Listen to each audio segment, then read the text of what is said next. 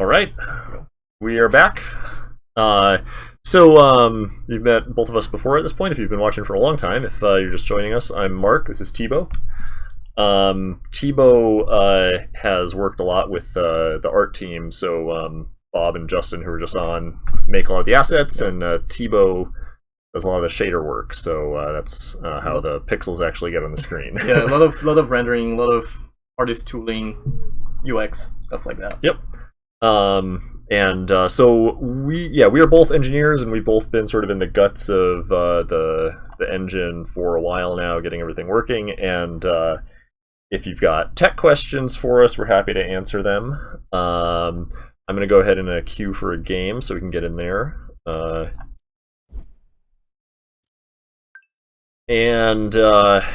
Also, happy to accept suggestions for units if there's anything anybody wants to see used. Always happy to. We haven't seen. What haven't we?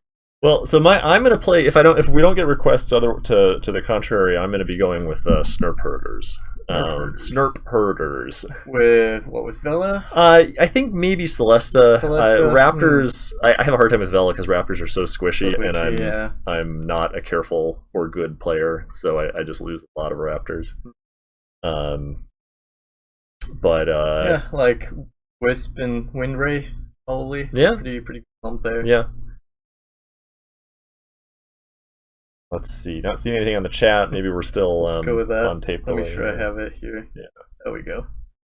Let's. Snurp Herder. Yep. Okay. Thanks Ian for linking that. Yep. Snurp Herders are basically mercs that don't have any attack, and their only ability is to place snurps on the ground. Snurps are actually, if you can. Thibaut, what's a snurp? Oh no. I don't know if you can. Yeah, actually, switch to. Let's see, you go down, client full display. Oh yeah, and you can pull up the snurp card right there. Okay, so we've got bottom left. Yeah, snurp herder. Yeah. So as it says here, the snurp herder is a hunter-gatherer who places strange creatures, snurps, that act as booby traps that cripple enemy movement. And I'm not going to read the rest of this sentence here because it's just too ridiculous. This is a snurp here, and this is his master, the snurp herder, and it's a silly looking unit, but hopefully we're going to use it to get some efficient picks on enemies here. Yeah, they have a pretty massive AoE slow when the mines trigger, so it can be like really good. Alright, so still in queue. We can go back to starting. Yeah, we'll go back to scene. Yeah. Right. Okay. Matchmaker starting. Hopefully we'll get in this train. Yeah. Turns out that because of math, if the number of people in the queue currently is not divisible by 6, some people have to get left out of the game, and that could be us. So we'll see. Yep. If we don't get in this one, we'll get in the next one. Are there any have any questions come in? Not yet. Feel free to ask about anything on the engineering side. I can even answer fairly basic game design as long as it's not too complex. Yeah, post that in chat and I'll be sure to read it. Alright, we got a game. Here we go. Okay, we're gonna be playing with Xander W as Thek. Choose your hero. And some other folks. Zwiffle, Slugaboy, and Ecclesion. I don't know if that's how you pronounce any of those. Yeah. All right.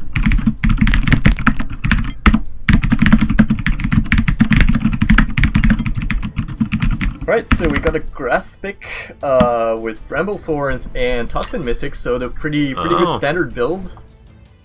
And we got a Celesta pick. Yeah, so if I'm gonna go with my plan here, I may do Vex instead. I may do Vex because the Spitfires are a good sort of just solid all around infantry unit. And the synergy, so Grass going Bramble Thorn, if he can get some fairly early, the synergy with Vex is actually pretty amazing.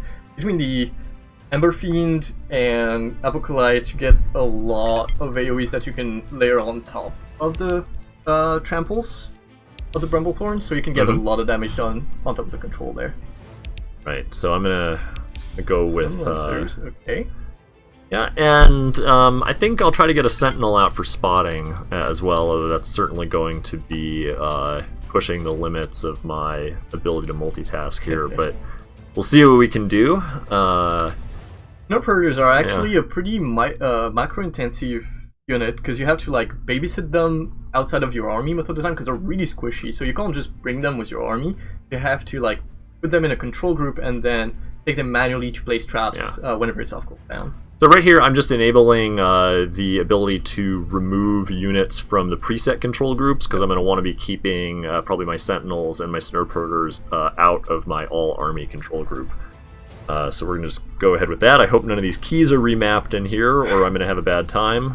This is not my normal account, but... you might want to check, because I think Justin's using also customs. Let's just go with it. We'll roll with it and see what happens. Is there a chance of having a VR spectator mode simulator like the recent Dota 2? There's a chance. There's a chance. It's probably not gonna happen soon. So is the idea that you walk around the map there? I think VR? the way it works in Dota is you basically have a very advanced HUD in front of you. Like you have the heroes in front of you. A 2D game view. You're not actually in the world in VR. You just have like a VR holodeck style HUD, and then you have stats and stuff on the side. Okay. Which is a little easier to do, but yeah, we just have so much more to work on that it's a neat idea. Yeah. All right, I've got my fingers on WASD here because apparently my brain thinks I'm going to be playing an FPS, but those keys work anyway, so yep, they're all important. How long is the alpha supposed to last? Indefinitely, or more to say, it's going to last until we probably go into open beta. yeah, we're gonna keep the game open and get feedback from all you guys, and use this opportunity to improve the game.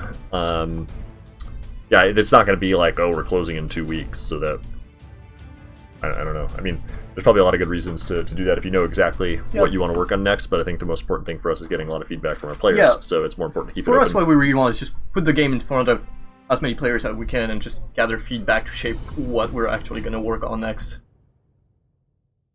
All right, here we go. We are all systems go. All right, I'm gonna. 3, 2, Let's 1. see.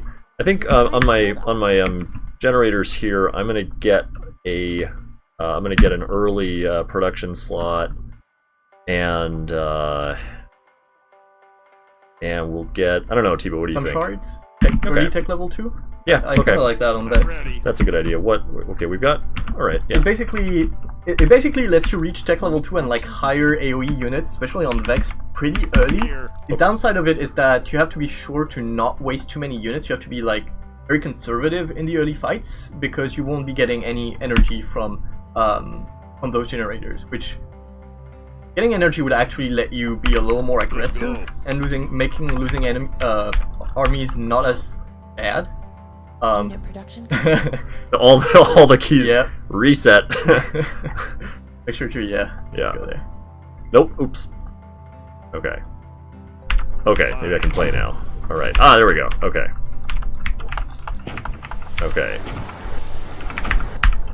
Oh, there's actually a very good question here that we haven't answered on stream, I think, which is why are some units locked right now?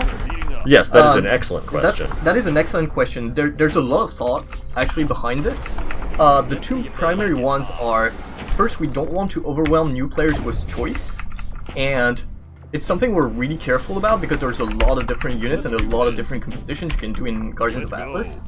And starting with all your units and heroes unlocked, we found that when we experimented with that, it could be pretty confusing to a new player, because they could encounter and would have to pick in their deck picking phase between a lot of different units. And we found that restricting that in the early levels was helping that choice in a sense. The second reason is that unlocking units actually felt pretty good from what we've tested so far. and have actually working towards a particular unit as a goal as you're playing more games is actually very rewarding. So you can say, oh, I'm gonna play a couple games, I'm pretty familiar with Vex, I want to go Exofiend or something like that. You just play a couple games, get some credits, and then you can unlock it, and that felt actually pretty good. Yeah, we've one of the things we've done a lot of over the course of development is a lot of playtesting. We've had weekly or bi-weekly playtests going for a long time. Okay, we got some bad guys there. And so we've been doing that twice a week for a long time, and we've also done a lot of tests with just brand new people where we bring them into the office and put them down in front of the game. And one of the things we've seen over and over again is when you put somebody new in front of 30, 40 different units, they load the game up and they spend half an hour reading every single unit description. So we just wanted to make that experience a lot more streamlined at the beginning. And I know some people look at it and they say, oh, it's pay to play, and that's not really what it's about. So yeah, no. Right. And we're still experimenting with like the rate at which you collect credits. Right now, I don't actually have exact numbers, but you should be able to unlock units like pretty fast. Every 2 or 3 games, you should be able to unlock stuff. Let's see if we have any more questions. A funny question by someone here. How often do you have to kill those camps until they actually finally die? Which is forever. They will actually respawn forever. All right. Okay, so I got my 2 control groups here. So I got my snurpers, and my army. So I'm gonna take my snurpers here, and I'm gonna get a trap down right here. And looks like the Titan fight is starting. Probably should have saved that raptor up here. Let's see if we can get some pipes here. Okay. And I forgot my snurpers behind because they're not in my group here. This is the challenge of being a scrub. So we're gonna get we'll get a slow trap right there, and then those guys back. And okay, these guys are just gonna walk right into the trap. I think they killed it before. Yeah. Snurpers are actually like kind of on the pretty hard side of the unit spectrum right now, because first you have to pull them out of your primary control group usually, just because they behave so differently from your other units. And you also have to place the traps in very, very careful positions, because when this trap springs, there's a very, very short timing window where the enemy can actually destroy the trap before it explodes and slow units. So if you just put the trap in the middle of the map, they will just like walk into it, walk back, kill the trap, and then your trap won't actually do anything. So placing them in like corners, brushes, or especially like top of ramps is actually like very good positioning for them.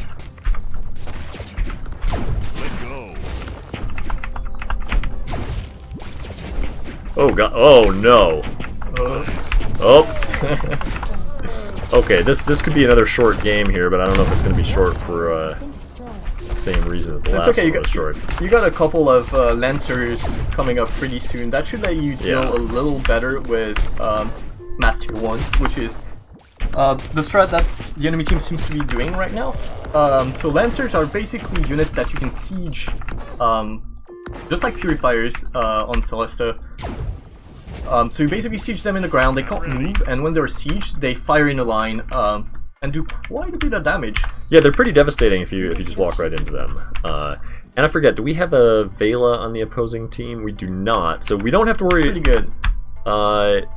And no Deadeyes either, so that's good.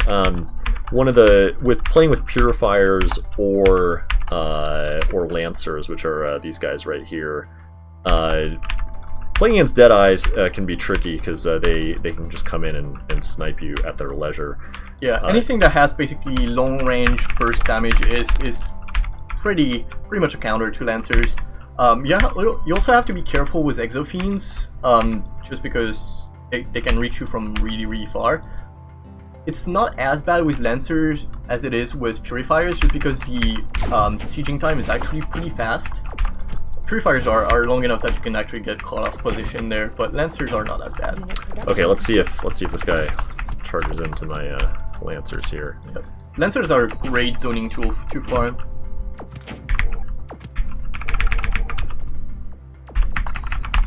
Question: do the flying units with direct damage exist in the game? Currently not. We experimented a little bit with them a while back. Right now we've basically reduced them to carriers and to basically utility units in the Mercs faction. Which is, if you've seen the game Bobby casted this morning, was used pretty efficiently with dredge crawlers. With the Vespid carriers, you could basically pick up and drop micro on the dredge crawlers, which have a very, very slow movement speed by default. By using those dropships on top of it, basically lets you micro them better and potentially take them in and out of dangerous situations much easily. Oh, this guy. Oh, got stunned. Get out of there. Okay, I may not be able to take this camp right now.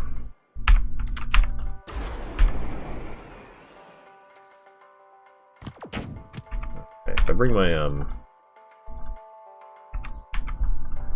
my Lancers in, so would you consider this to be their camp here that I'm trying to take? Yes. Okay. So that's usually what happens. We've talked a little bit about that before in previous streams, which is that there's two medium camps, as you can see on the middle of the map, or at least on the diagonal. Those give quite a lot of rewards, and the thing is that on the right side, we consider that camp to be the top right, so enemy camp in this case, just because it's just much more accessible to the top right side of the map. You have a big ramp coming down from the top right, and you have two flanking positions with the brushes on each side, which makes it actually pretty hard to pick off when you're playing on the bottom left side.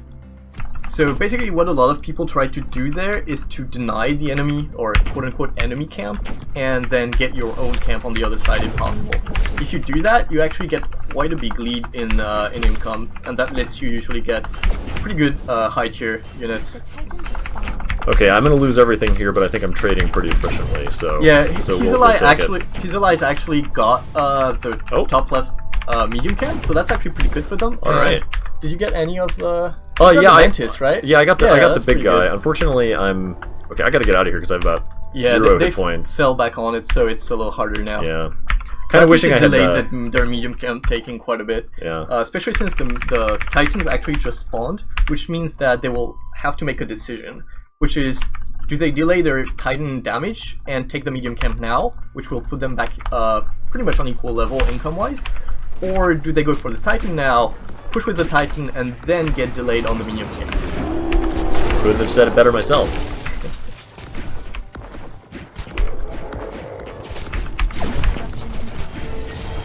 Okay, these Lancers are they're so great for they've got enough range, and compared to playing with Purifiers, their attack speed is just a bit higher, and so it really feels like it's easier to just get in there and just make their lives miserable. Yeah, because they can't really get near I only have one of them, and they know they're gonna it's a lot get hurt. Of zone pressure. Yeah, and I believe they still have an upgrade that increases your attack speed with them.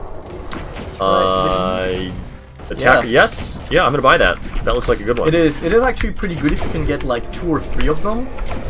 If you have a front line to tank in front of you, in that case it would be grass. It's actually pretty devastating as it tries to attack into you. It's also a little, like, it's a sentry, or basically a siege unit, but actually, I don't know if you saw before, but it's actually a pretty fast sieging unit. So you can afford to just go in, siege for like a shot or 2, and then unsiege and go back, which is actually much harder to do with Purifiers. Yeah, this guy right here is hash brown worth. That's probably the most value I've gotten out of a unit in a long time. We have another question in chat, which is, does everyone on your team heroes level independently, or do you level as a team like Heroes of the Storm? Great question. Great question, yeah. So right now, each hero levels independently. So if you, for example, want to feed a particular hero, it's a possible strat to just give for example, leave camps to a certain hero if you want them to have an early ultimate, for example. Vex is a pretty good example of that because his ultimate is pretty game-changing. It has a very wide and high power AoE ultimate. So if you can get Vex to level 10 before the enemies are level 10, you can get a lot of value out of it. A little fire never hurt anybody. Okay, I got a much more forward Lancer now, so I feel like I've got the middle pretty locked down right now. Fine.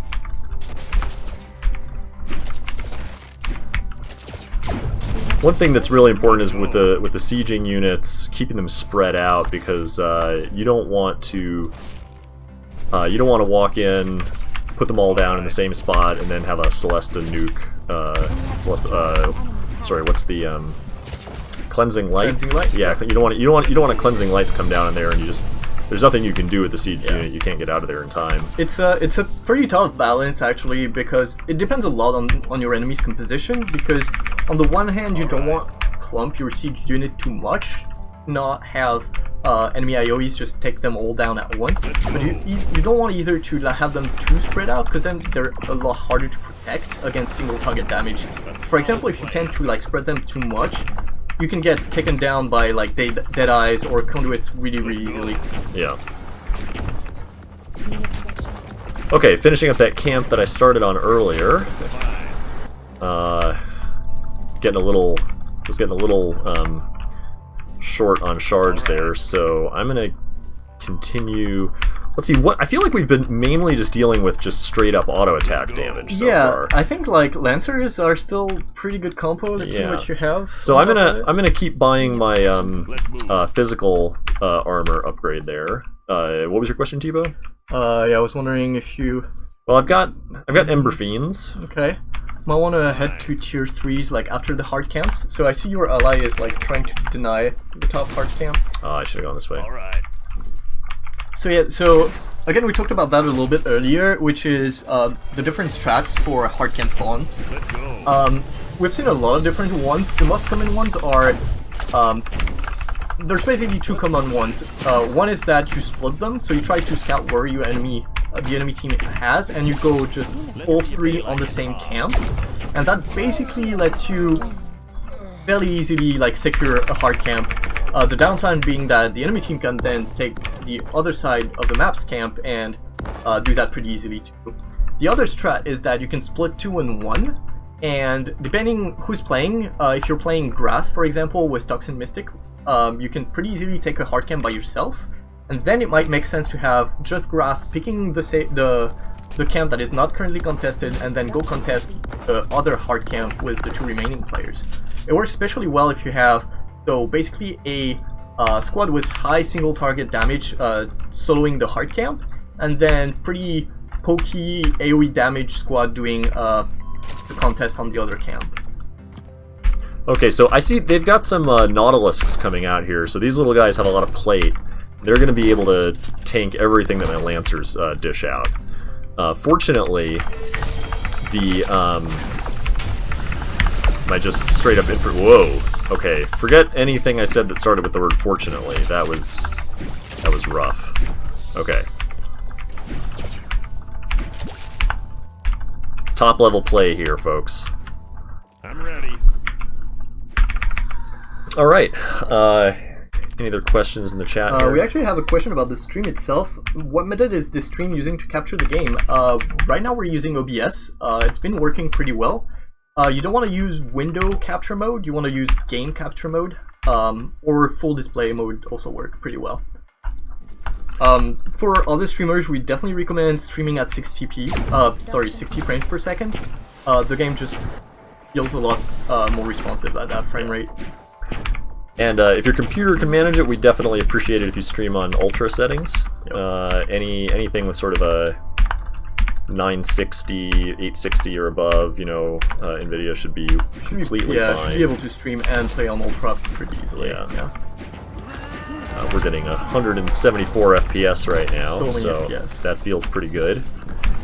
Yeah, basically, I think this particular machine is running a 770, and we're doing 720p 60 stream and ultra at 1080p gameplay. Yeah. That works pretty well. Yeah. Okay, so I'm feeling like the blue squads here are becoming untouchable, and not quite sure what I want to do about that. Oh boy. Oh, Titans have spawned. run. Okay. Forward down there, everything. Okay, we have a pretty good game design question. I'm gonna try and answer it. Are upgrades, damage, armor mandatory in competitive matches? For example, timing of upgrades in StarCraft 1, 2, 3 are game changing. While in W3, while in Warcraft 3, it's not really valuable until late. I'd say it depends a lot on the composition. Bobby actually touched on that a little bit earlier when he was playing Conduits. There's just a lot of units that synergize really well with some types of upgrades. The example we had back then was that Conduits dealing very consistent magical DPS benefit a lot from AP upgrades. So if you're playing with that, you want to go AP upgrades very early, and if you can get those before the first Titan fight, it actually the second Titan fight, sorry, it actually gives you a very big advantage there. And on the other side, it also works in the same regard, which is if you're playing with AP boosted Conduits and you're playing, say, I don't know, Grass or something like that, you definitely want to get magical resist pretty early on in the game. It's all about composition. Like in a lot of games, if you're playing versus magic heavy heroes, it's really powerful to get early magic resist. And again, if you are the one playing magic heroes, then it makes a lot of sense to get AP as early as possible in the game. We got a Pyrosaur coming here.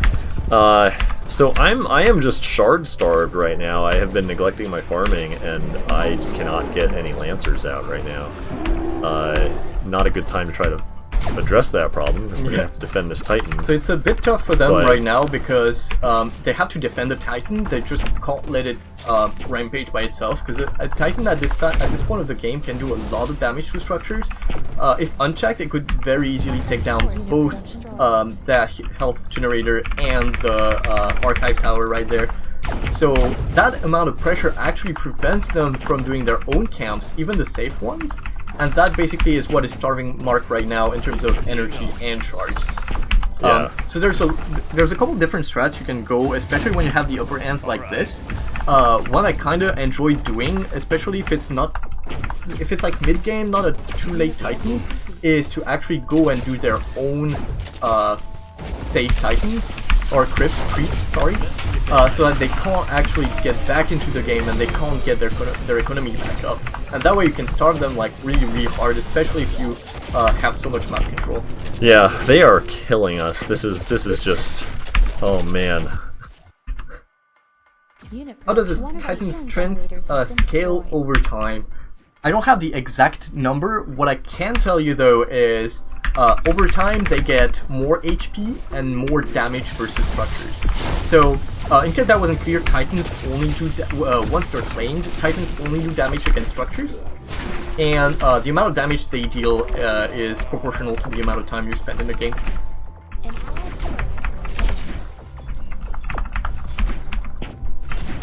Yeah, these blue units, I'm finding myself almost unable to do damage to them at this stage.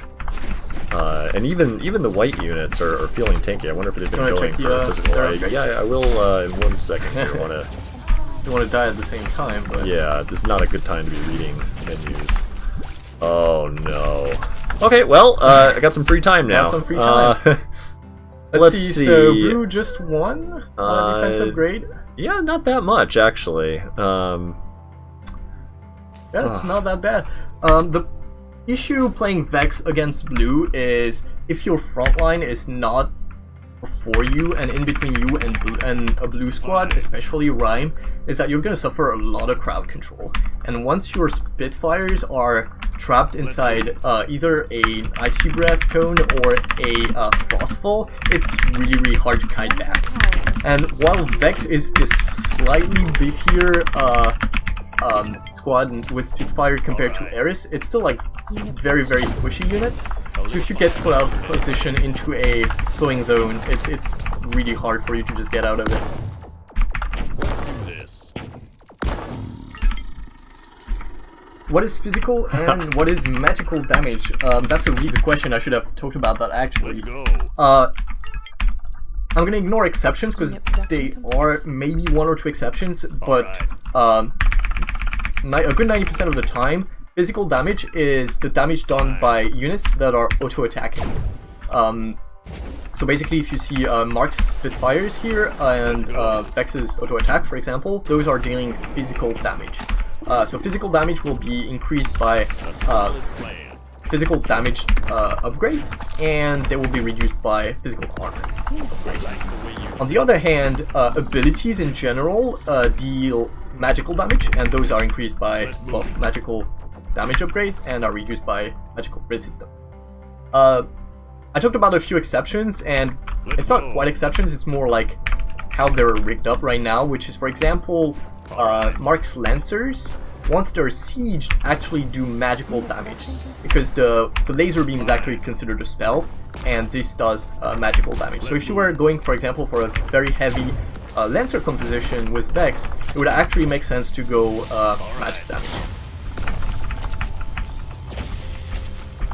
Man, these Nautilus, even once you get the plate down, they take my whole army to focus them down. It's crazy. Yep. So plate is another cool mechanic that Bobby explained a little bit earlier. I can go on it again, which is that, yeah, that's a lot of units right now. Oh yeah, we are in a bad way. So yeah, I just can't touch the blue army here. yeah, so plate basically works in that regardless of the amount of damage a shot, for example, an auto attack or a magic spell does, that spell will only that landed a good ult there. Yeah, that was worth.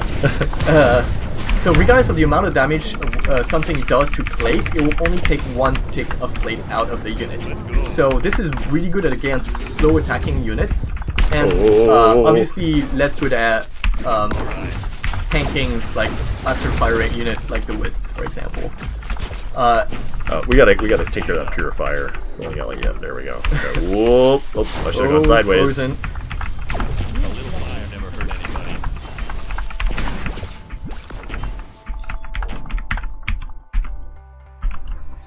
Okay, we got some shards though now. Yeah, I think my problem here is I don't have a tier 3 unit here that can really deal with. Yeah, at this point What's in the going game, on when here? the armies get pretty maxed out, it's really good to get your high tier, like, heavy AoE units.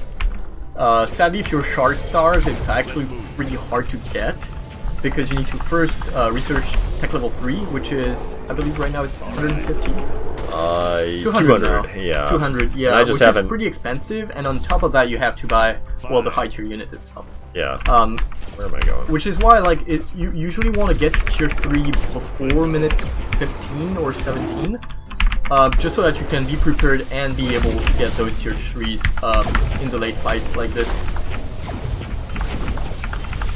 The great thing about AoEs in general, especially at game, is that on the heavy ones, you can use those tools not just as damage, but also as zoning tools, which lets you like spread enemy and potentially have them split and only take on a portion of the full enemy army, which is pretty important in those late-game fights. Yeah, these frogs just are wrecking us, and the Nautilusks as well. How much plate do they have at this point? It seems a little outrageous. I'm very guilty personally though of thinking that I am experiencing a pick loss when what I'm actually doing is playing against a superior player though. So yeah, so against like plate heavy units, usually what you want to do is do either a very high fire rate unit, which you don't really have. Spitfires are fairly fast, but it's not really that fast. yeah, they're not fast What enough. you want to use is usually DOT, damage over time abilities. So your D ability actually on Vex does ticks very fast on the plate, and your Ember Fiend, which sadly you can't build right now, would have actually been ticking down that plate pretty well too. Fine. Now, let's not start naming. Oh boy, I thought they were. Another question here: what are the chances of keeping a stream like this going every Friday? I think the concept of having a recurring stream, I'm not sure if it's going to be Friday, but a stream happening either every week or every 2 weeks, if only to discuss patch changes and stuff like that, is actually very enticing to us, and I think we're going to try and do that for sure. We're also probably going to be streaming tomorrow. I don't know exactly, and I can't tell you exactly the times yet, but we're going to post that on Twitter, so if you just want to look at that, we'll definitely keep you updated. Okay, I think we are probably on our last legs here. That's going to be hard to defend. Sorry for the lackluster play. Maybe we can get some value on. And I got I got my ult in 5 seconds. We might. Okay, that's some good lancers there. Nope, but wasn't yeah. enough. Wasn't enough. GG. Oh, all right. It's okay. It's okay. Justin won the game before. So That's right. Yeah. Our I don't know what our. I think we're like 2 and 3 or something. 3, I think, yeah. 2 and 4. Yeah. Oof. Gotta get that skill up. Yeah. All right. Any new questions here on the stream? Let's see, so I can catch up. What does Tier 4 does? There is no unit that requires Tier 4. That is correct. Tier 4 is mostly, if not only for, basically very late game upgrade. Tier 4 right now lets you basically buy Tier 4 stat upgrades, which are attack, physical resist, physical attack, physical resist, magical attack, magical resist. You will only be able to unlock the last tier of those stats if you have tech level 4 upgrade. The other thing is that a lot of split push units, like the Juggernauts and the Engineers, have a single upgrade, which is at tech level 4, and those upgrades are usually pretty huge. On the Juggernaut, I think it adds 200 magic resist and physical resist, which just lets you tank like crazy late game. On the Engineer, I believe it increases your damage of each shot on the structures. So it's basically like, I'm not gonna say game-ending upgrades, but it's pretty significant. Yeah, and one of the interesting things you see with upgrades is people, making plans about it. So the shards basically have use them for 2 things: you buy upgrades or you buy advanced units. And advanced units, as we've seen, I got a lot of value out of some of those lancers, but then they die. If you buy upgrades, obviously you have them for the whole game. And so some people, we've seen recently people experimenting with, they go to level 4 on every upgrade before they buy any unit at all, any advanced units at all. And that was with the economy change. It's a little harder to do now. Yeah, you can definitely reach tech level 4 on 1 or 2 if you're really focusing on that. And that's definitely a sound strategy. It mostly depends on the composition you're facing, really. Yeah. I think I'm not sure that that's going to be with the state things are in right now. I don't think we'll probably see a lot of that. A couple weeks ago, we had some somewhat different numbers in the economy and that, but it's something I always think about. And I think there was a question earlier on the stream about how like in StarCraft 2, sort of stat upgrades can be very, very kind of tippy point, right, where you get your +1 zealots taking out 2 hits, and upgrades in Atlas don't generally function like that.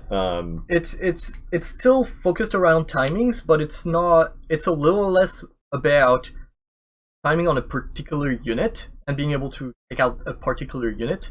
It's more about getting a particular upgrades for specific fights, and those fights are usually Titan fights or creep fights.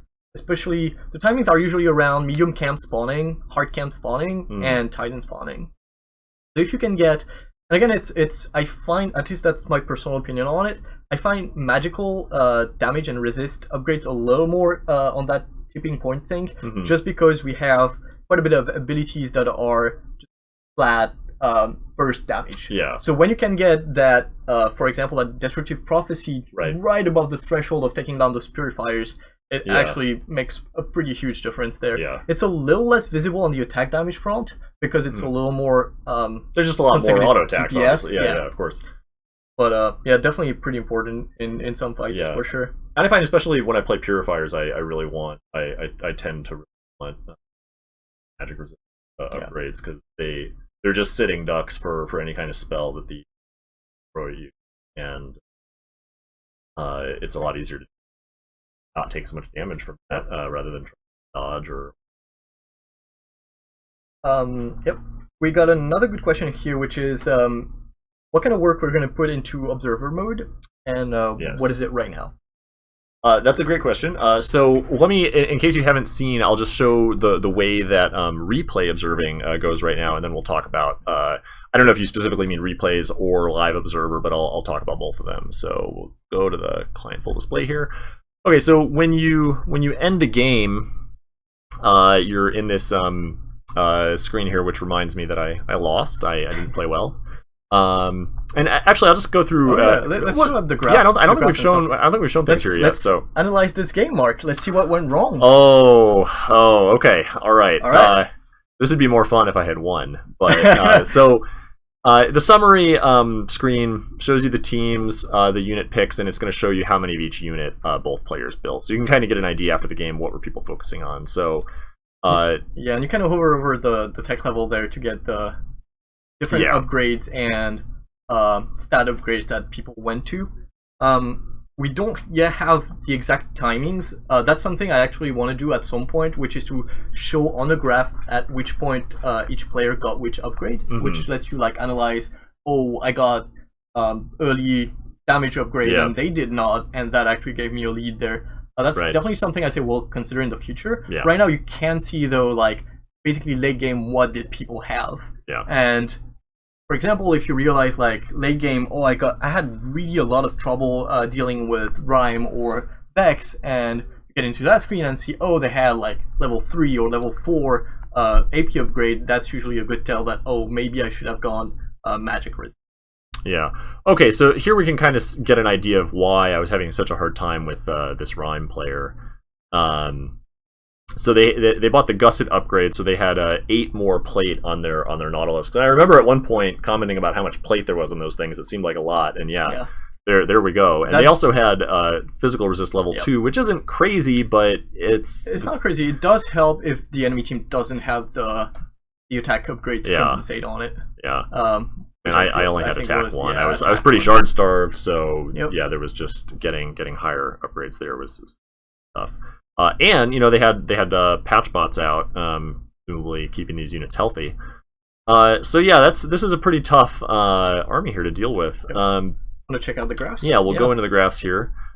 So let's check out the team-wide graphs, which are a little better.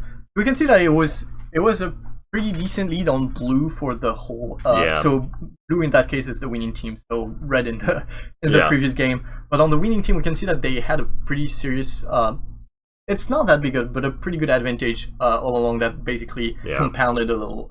Late game. I feel like this is where the blue army started to really. I felt like I couldn't touch them because I remember earlier. 16 minute was probably the third Titan. Yeah. And that's when like you usually want.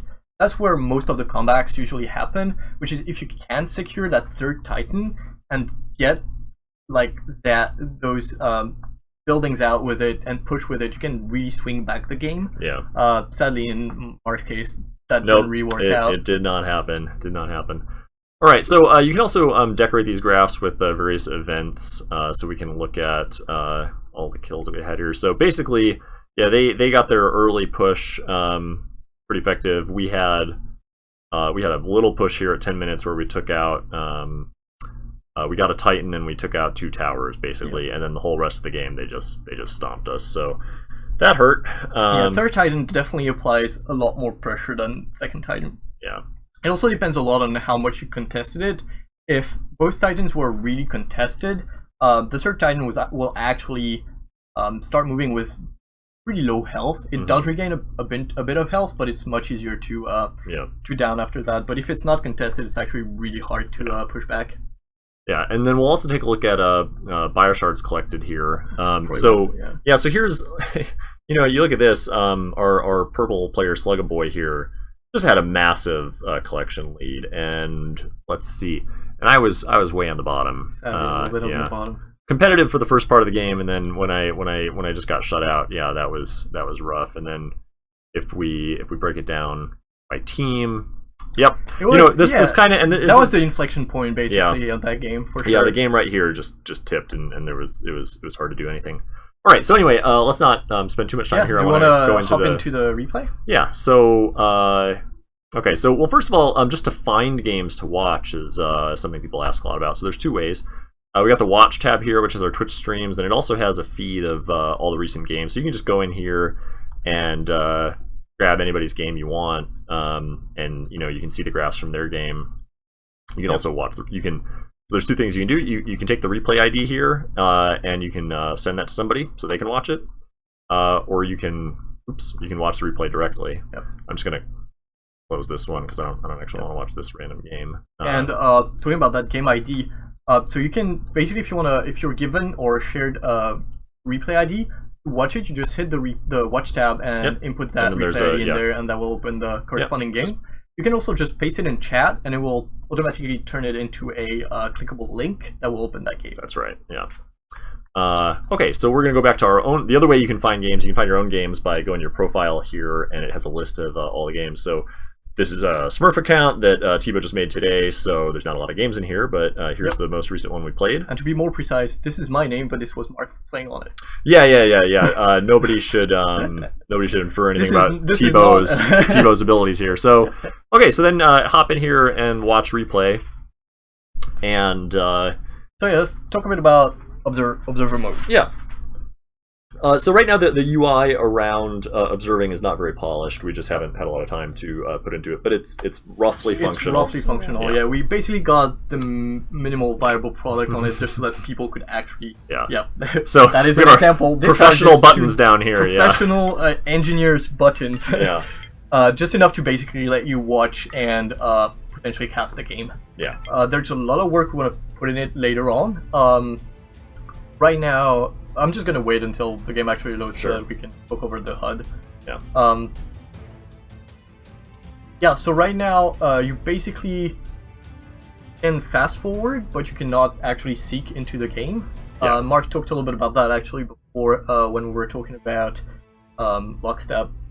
Right. Yeah. In the chat. Yeah. So we would like to support rewinding at some point. It's not there yet. It's a very hard thing to add.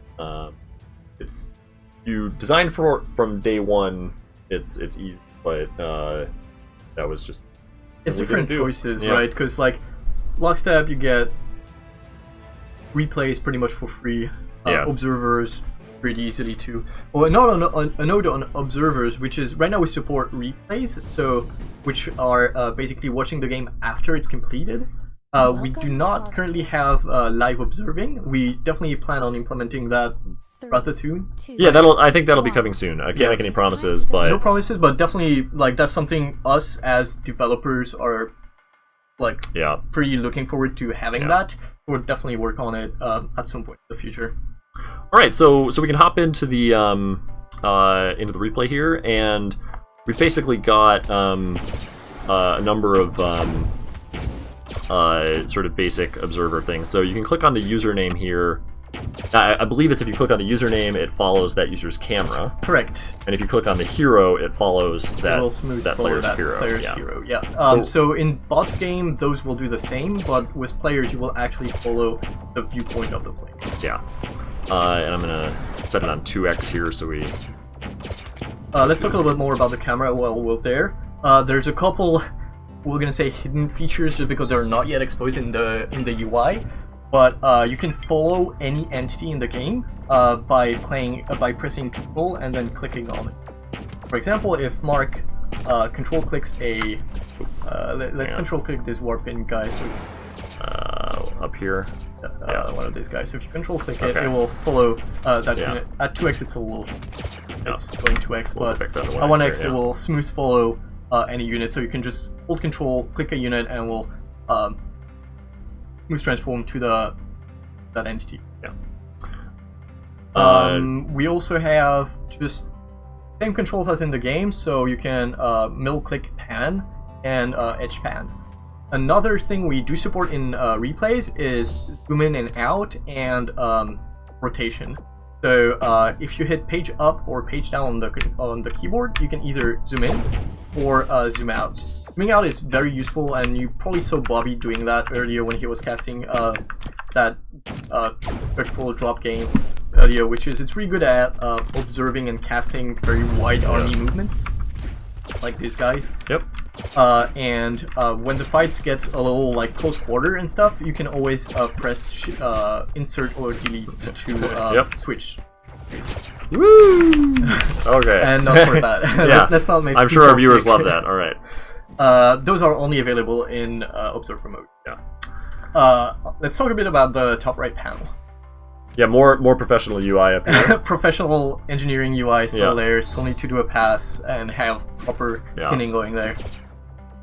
So you have a breakdown by team or by player.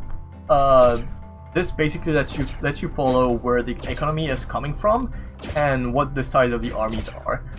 So income obviously lets you see how much shard and energy people get and from what source.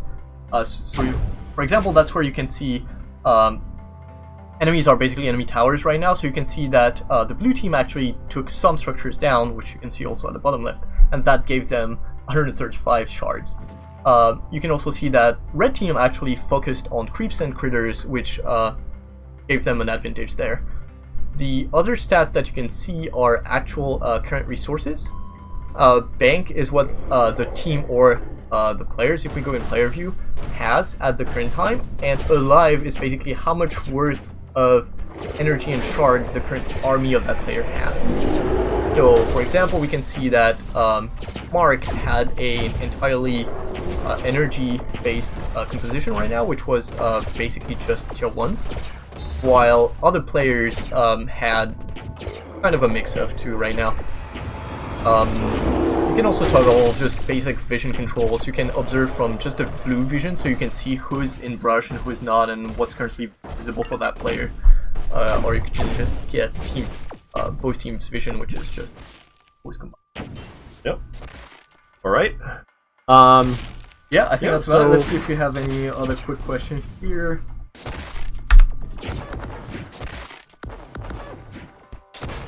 I have to scroll back.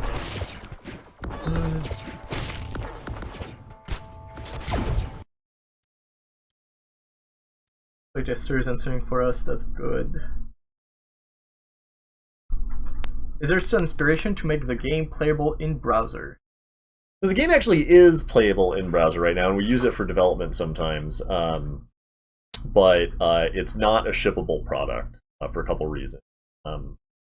First of all, it takes like 5 to 10 minutes to load, which nobody wants to do. We would that. have to do a lot of work. Yeah. I believe it's doable. It's just a lot of work to. It could probably be solved. Yeah, but like Chrome has a limit on how much it's willing to cache for you, and right now we're way over that limit. So every time you load it up, you're downloading assets from. So it's.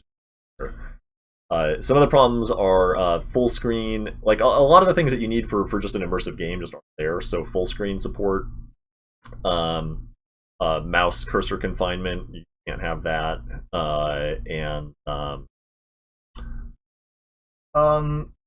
those are the big ones. Yeah. Latency is a little problematic. We still have double buffering and VSync. VSync settings are not clearly available.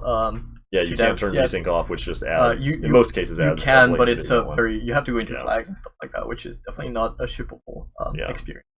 The good thing it does for us, though, is that a lot of game design and just regular feature development is actually really fast on browsers. Mm-hmm. So we internally both develop tools and just run the game in dev mode on browsers.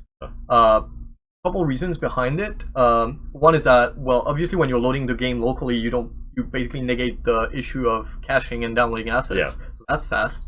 The other reason is that there's actually other reasons. One is that when you're developing, you don't really care as much about having a game that is immersive. So full screen and mouse capture doesn't actually matter that much, or not at all, actually. Yeah. And probably the third big one is just the Chrome dev tools that are simply amazing. Best dev tools. Yeah. So I think tomorrow we might be showing off some of our content tools, like the map editor and things like that on stream. We're not able to release any of those yet because they just aren't ready for public consumption, but we will get those out in the future.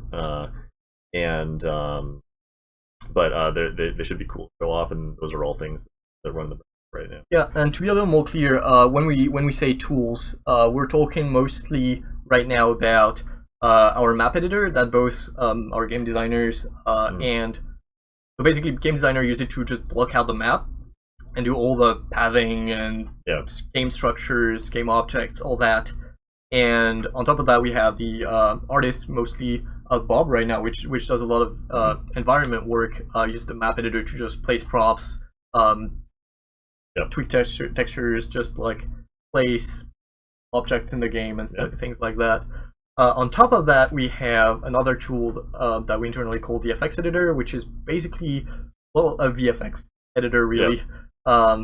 Has a very simple view of the engine, which doesn't load the full game, just loads a couple units and you have environments and stuff like that, and load a particular VFX that you're working on. Hopefully we can demo that to you maybe tomorrow. Just give you a quick sneak of how we work on that. And yeah, in both cases of those tools run in Chrome. And yeah, it's been working pretty well for us. All right. Questions? Scroll back down. We'll get another game going pretty soon here. Yeah, we're probably gonna get a game going again. I think the rest of the questions are mostly game design oriented, so I'll probably just let more game design person. I think Jordan's in the chat right now answering anyway. So to that, we're gonna take a quick break and see who else is gonna stream next. All right. All right. Thanks a lot. Thanks a lot.